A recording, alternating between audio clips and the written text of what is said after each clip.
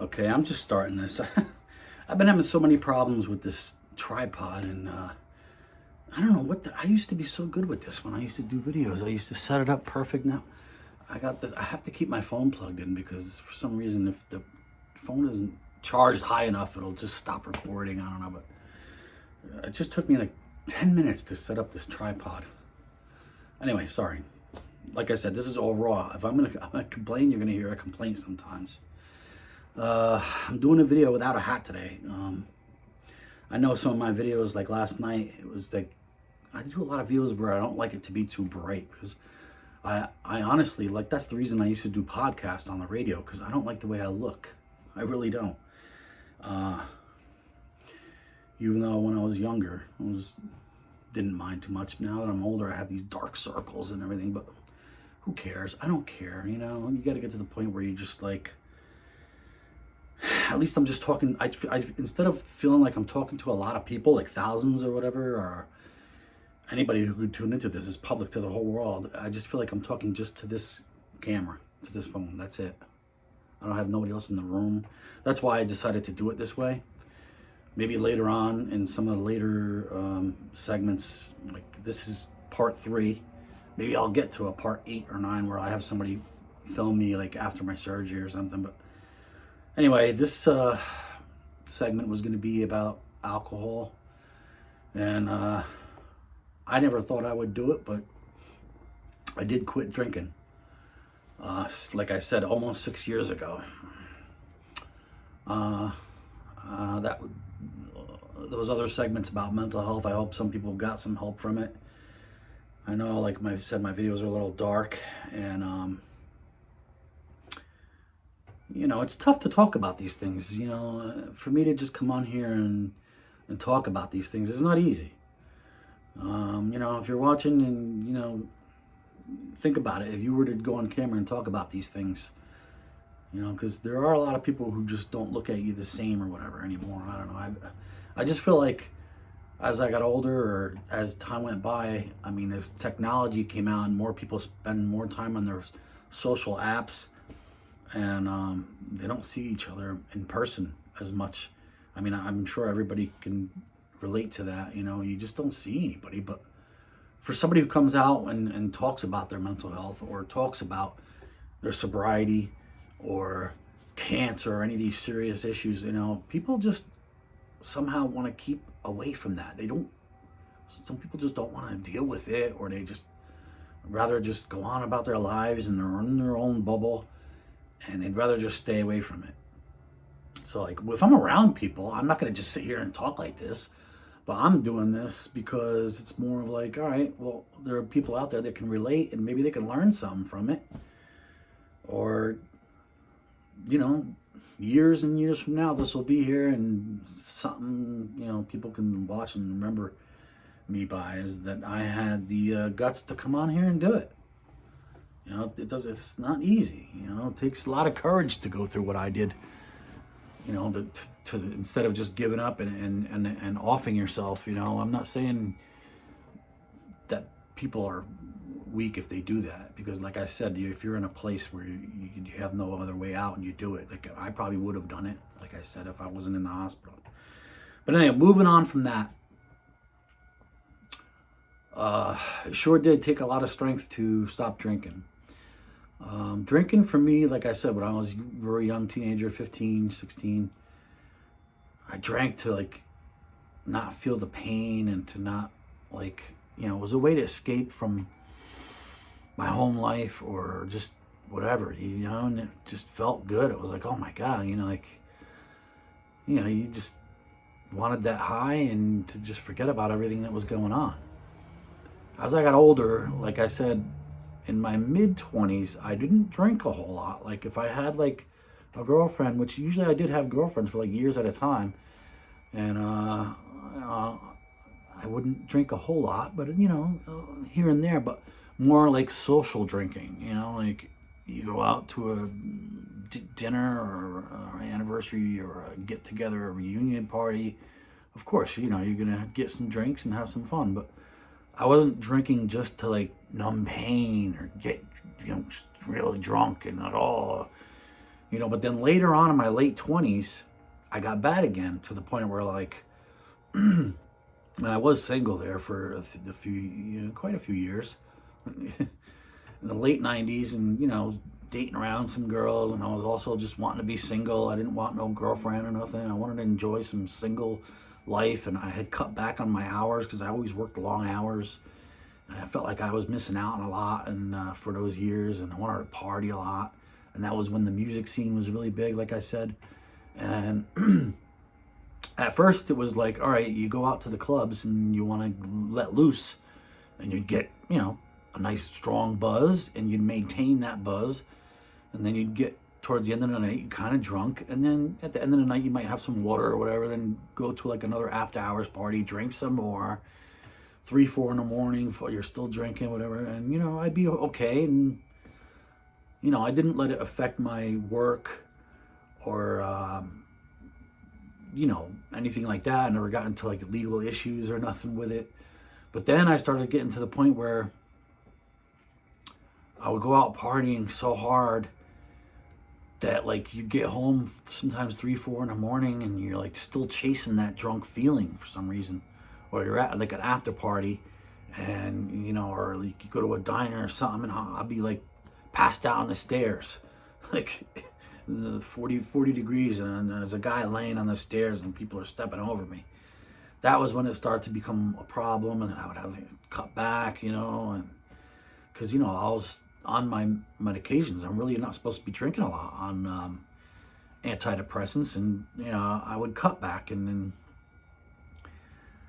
But, it got to the point where I was just partying a lot and drinking like almost, I wouldn't drink, but then when I was bartending, I started drinking more towards the end of the night, and then drink almost the entire night. And then the next day I'd go to like work in a restaurant, and then get out of work from there at like 3 or 4, and then go to the work at the bar from like 8 at night, sometimes 5 or till 2 in the morning or 8 at night. But I wouldn't start drinking till like, midnight or 1 o'clock. And then by 2 o'clock, you start pounding.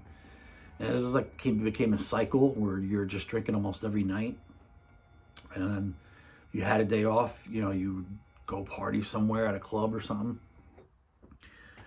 But after that, later in my early 30s, I had gotten into a relationship, and it got like more serious. And then years later, I pretty much got to where I wasn't drinking a whole lot again, because I was like happy, had a good relationship going. I was able to save some money, go on vacations, buy a property. I was working like 3 jobs, and I wasn't really drinking a whole lot, except like maybe at a barbecue or here or there. So I got back to the point of where I was like just socially drinking again. I mean, if you could do that, only drink like once or twice a week, and you're just drinking socially, you could be all right. But when you start to go to the point where you're pounding like hard alcohol alone, because that's what happened later on, that's a big problem, especially when the medications that I was taking are, a little bit hard on your liver. And plus, when you're drinking, the next day you take maybe some Advil or whatever, or I would take like Advil sometimes before I would go to sleep to avoid feeling shitty, and that's bad for your liver. So as time went on, years later, I was still in the same relationship, but we started to have some problems, and things happen where a lot of friends of mine moved away to other states. Some had kids, and I wasn't really hanging out with the same people. I was kind of like unhappy with my social life. I was starting to work nights, alone, doing some independent contracting, like with like certain apps. Like I would have a day job and then go out at night and work these apps, and then I would end up driving somebody, say, to like New York City or to Hoboken or whatever, like going into Manhattan. And then I find myself, all right, now I'm in Manhattan. It's like 2 in the morning. Instead of driving home, or 1, maybe 12:30, 1 o'clock. Instead of going home, I'm gonna go hit this bar or something, and just start pounding and pounding and pounding like an idiot. Only because like I didn't really have a lot of friends that wanted to go out and party anymore, and I kind of just missed the social life of it. I missed being in a bar and having fun. So I would do that, and I would sometimes go to the same bar, and I got to know like the bartenders, and I started drinking heavily again. And I'm ashamed to admit it, but I would keep like little bottles of. I started to get really bad where I would keep bottles of alcohol in my car, and I would go through bottles and bottles, and to the point where it would take so much to drink to get. I would never even reach the drunk, that good happy feeling anymore. It was just like more of a drinking going down, like a down feeling. And my early couple years before this, my girlfriend did tell me to stop, and I did stop for a while when I was hospitalized and stuff. And then I didn't go back to it until later on. This was later on, like 2014, 15. It started out like after I got out of the hospital in 2012. I didn't drink for like a long time because I was all messed up, and I got better, and I didn't want to go back to it. But then like you'd be like out to dinner, and my girlfriend would say, all right, we'd have a glass of wine, and I was fine, and then I say, maybe I could have a few beers on the weekend. I'd sit outside in a hot tub and have a few beers, and no hard alcohol, only beer. That's not gonna work.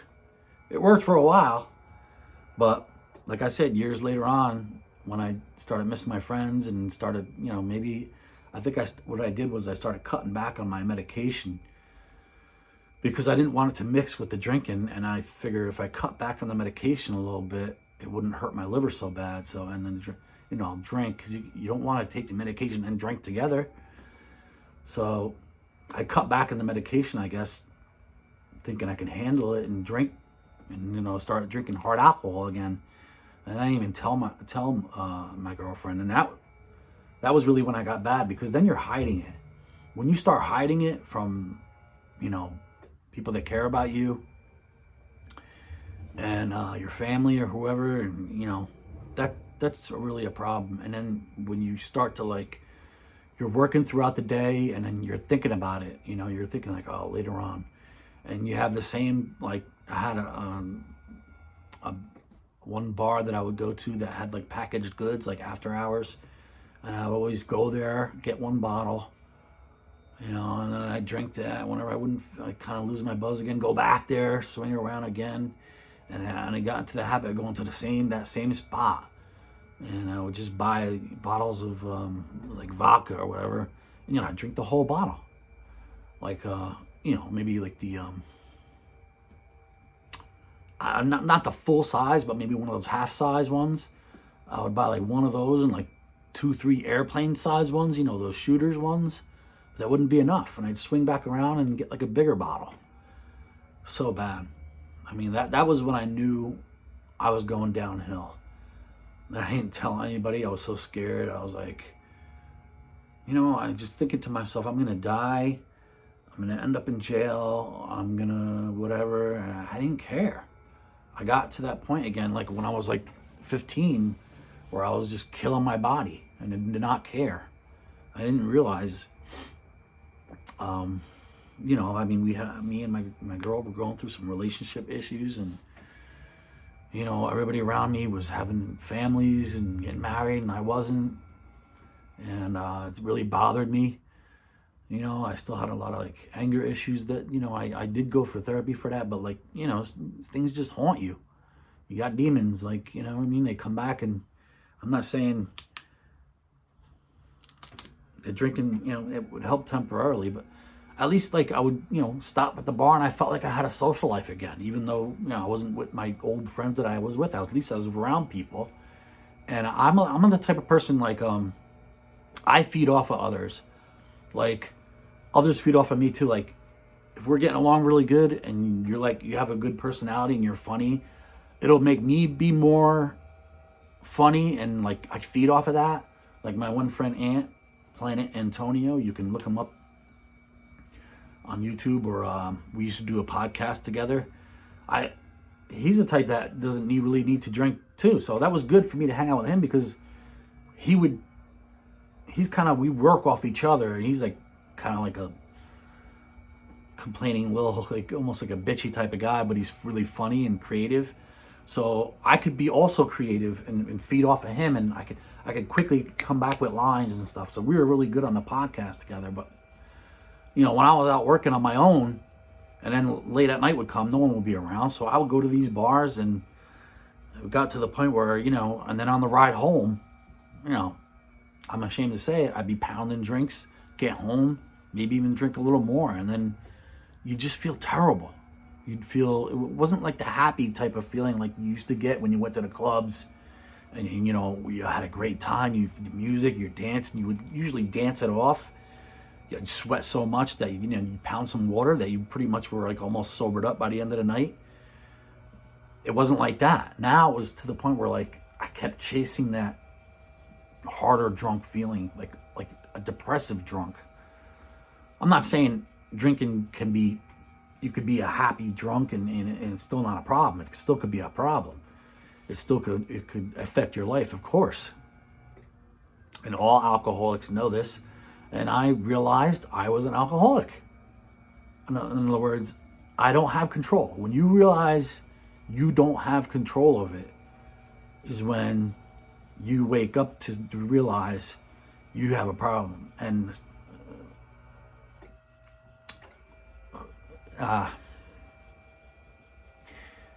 it's hard to explain. You just, you're killing your body. You are. The drinking it did probably start the problems I had in my stomach, because the alcohol kills the lining of your stomach. It kills your liver. It kills your esophagus. You can see I always had dark circles because I don't sleep good. I've always been a terrible sleeper. But if you saw pictures of me probably when I was drinking really heavily, I probably look worse than I look now.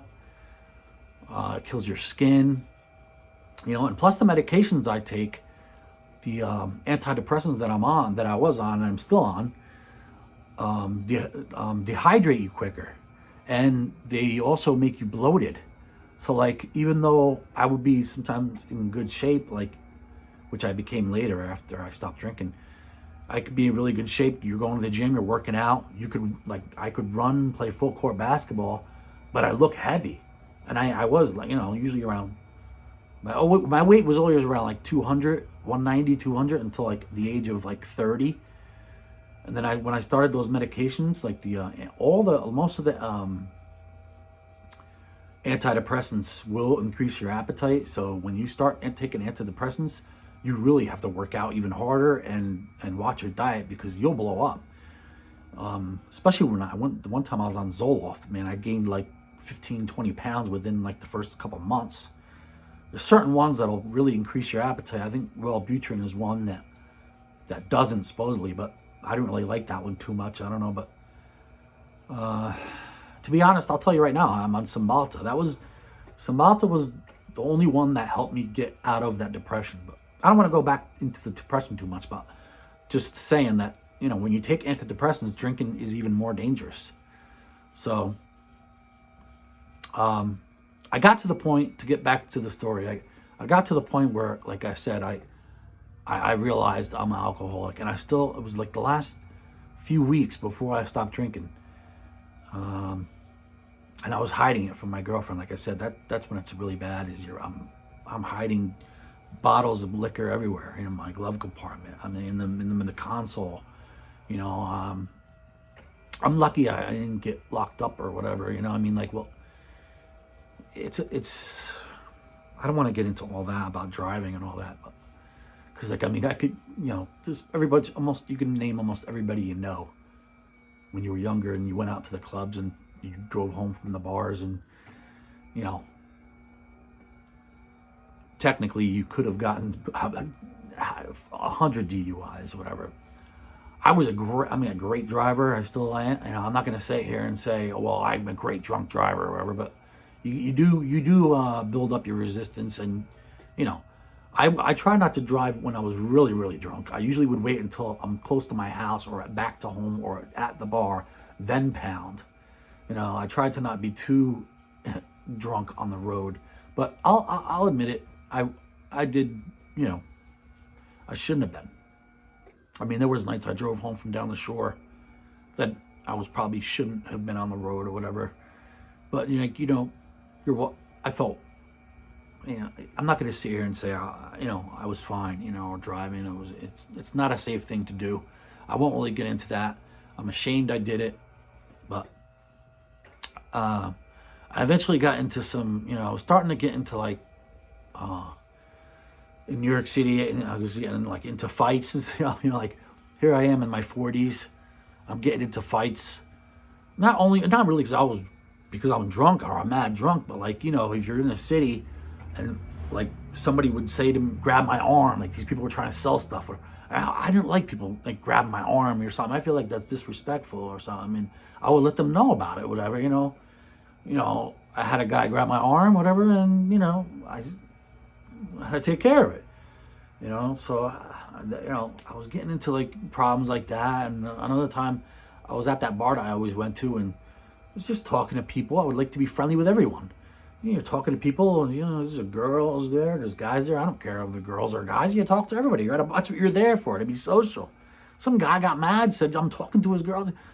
I said, what are you talking about? I'm just being friendly.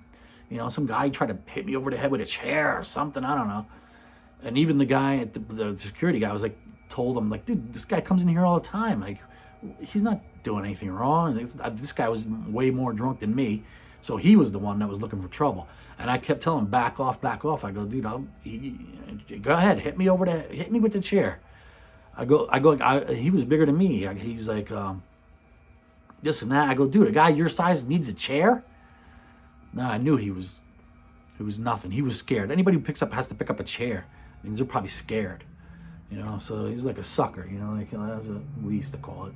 I'm not gonna sit here and say I'm some big tough guy. I never went around looking for trouble at all. But I could take care of myself if I have to defend myself.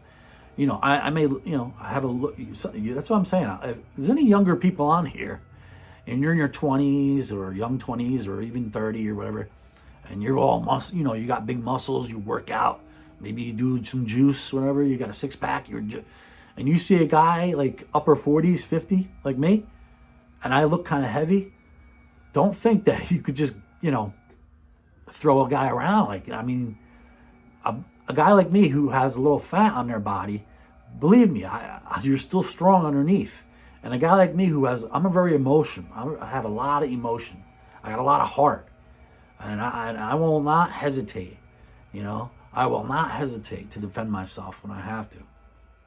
And, a guy like me, 235, I was like up to almost 240, working out. I could like, for a while there, I benched like my own weight. I was never really that great at like lifting weights because I have really long arms. But I was strong though. When I was, going to the gym, because even when I was drinking, whatever, I'd go to the gym 3-4 times a week.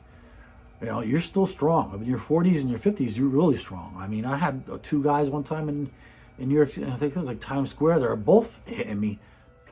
I wasn't even feeling it. Plus, you're drinking, whatever. I just pounded the guys. Just pound them. Don't judge a book, or by its cover, they say, or something. Like, don't judge a guy by the way he looks. If you see a guy who looks a little fat, a little heavy, a little like maybe he's a little older, don't think that guy, he will crush you. I mean, believe me. I'm not going around saying I'm like this big tough guy, or I was never like a fighter type guy.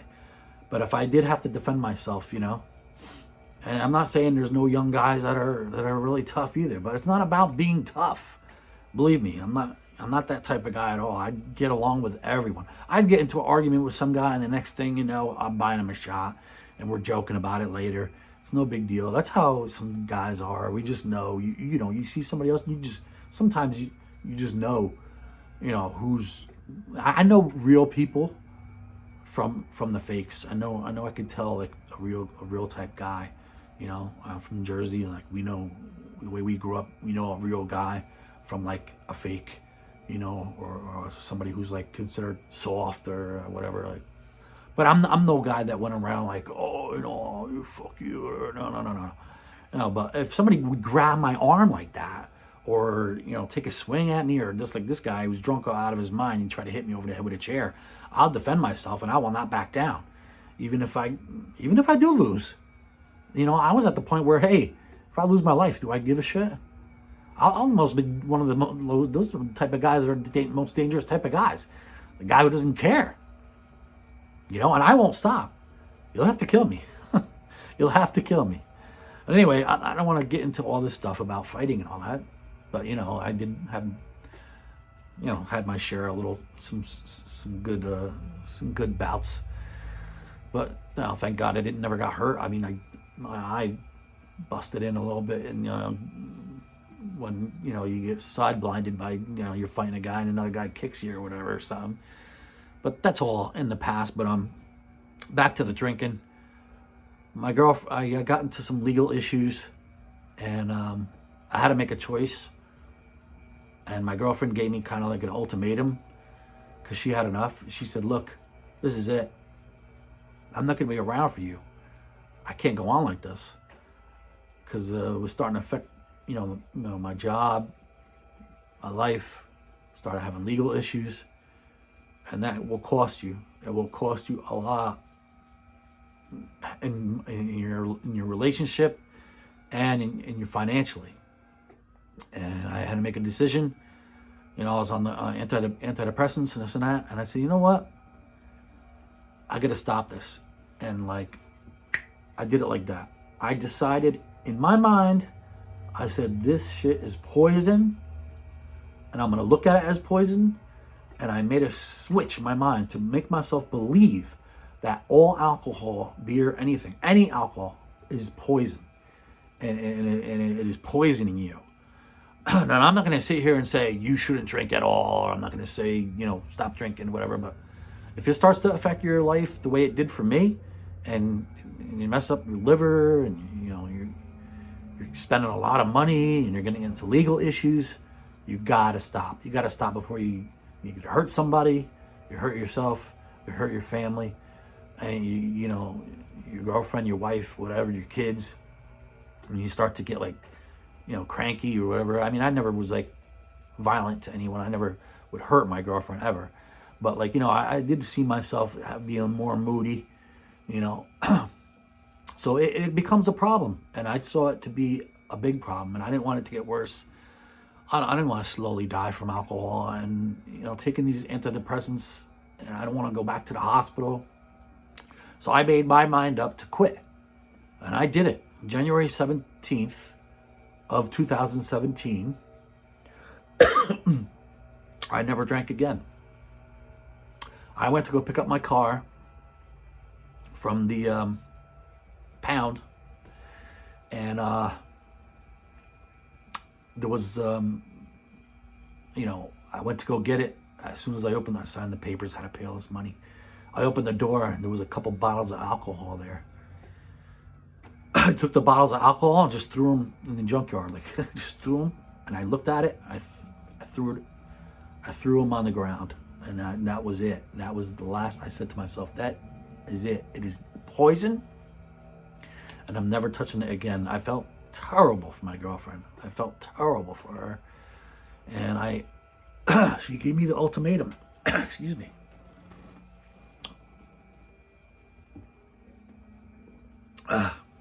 Down here, in my little workout room, my throat does get dry. I think it's just very dry down here because in the winter, the heat will come on down here. I don't keep my heat on that much. As you notice, I'm always wearing a jacket because I like to save on heat. I hate turning the thermostat off because I don't want to have to pay all the money for it. But the little heat that does come on makes you a little dry. But that's the story with the alcohol. And you know, there were times back when I was bartending, and me and a lot of other people go out and drink really late. Got this massager on again. And I'd get to the point where, you can't find any alcohol left, and you're searching around for it in cabinets in someone's house, and pounding. I would just pound some NyQuil or something, just to have the feeling of, some kind of feeling. That was bad. But when you start to have the legal issues, that's bad, really bad.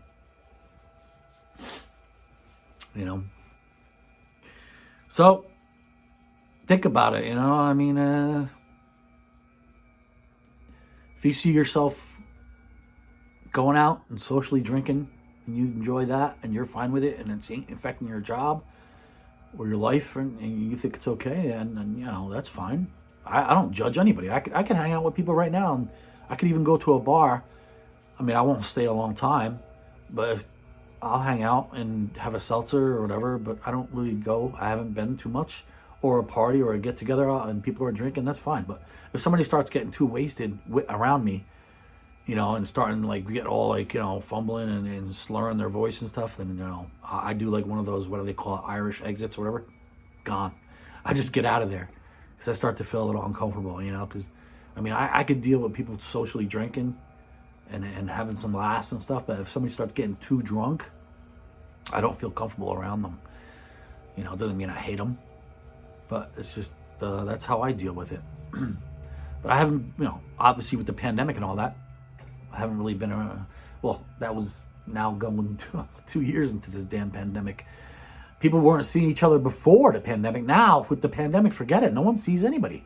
It's crazy how, people just don't get together that much. Some people, but, a lot of the people I know moved away from Jersey down to Florida and this and that. They feel they have more freedoms, and they like the weather better, less taxes and stuff, less corruption.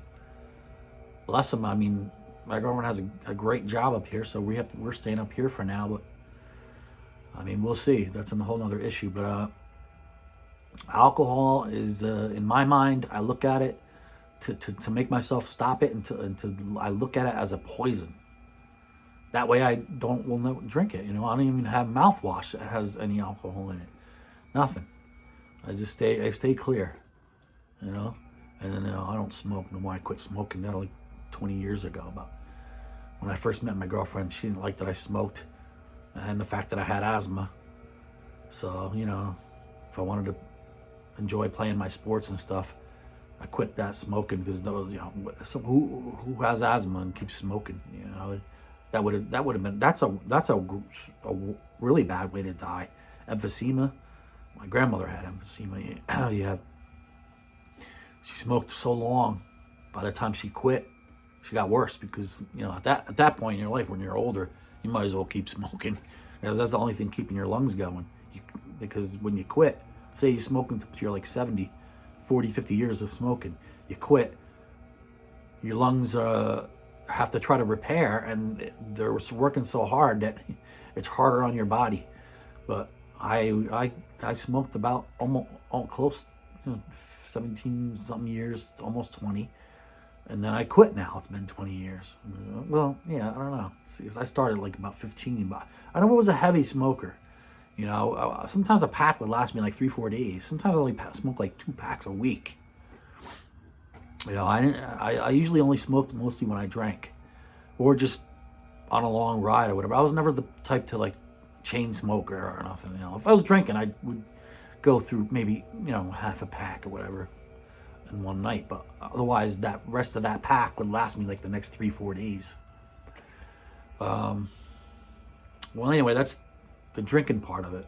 But I'm sure when I get into the next part, the cancer, because I think the drinking had something to do with that. So I'll end this for now, and we'll go to part 4. And like I said, when I was already done quit smoking years ago. I had some health issues before, but not after I quit drinking is when I started having more health issues. It's just so weird, but maybe the drinking caused some of it. I could never prove that, but I don't know. I had a lot of back issues. Like I said, I hurt my knees. So when you have mental illness, knee issues, back issues. You know, I was hit by a car when I was young on my bike. I was also in an accident when I was driving my car. I got hit in the back, messed up my discs, broke my hand. You know, and I still played basketball through all that. And you know, it ain't easy, but I loved playing so much that I'd always go back to it. Like I said, I know that keeps coming back, but when I did quit drinking, that was another thing too. I'm like, wow, when I quit drinking, I'm gonna be totally like pretty healthy. I'm gonna be a non-smoker, a non-drinker, totally sober, and wow, I can maybe start getting really back in shape. You know, even though I'm older, but not having kids and all that. You know, I needed to play. I like to play, hang out with my sister's kids, and I enjoy them. But I don't have my own kids, so my social life, or not social, well, my addiction became.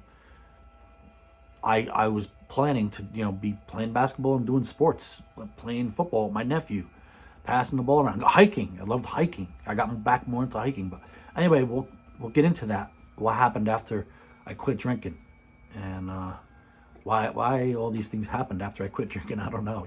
I was ready to be like, oh man, I'm gonna be so healthy. All right, that's it. I hope you got something out of this, and we'll go on to the next.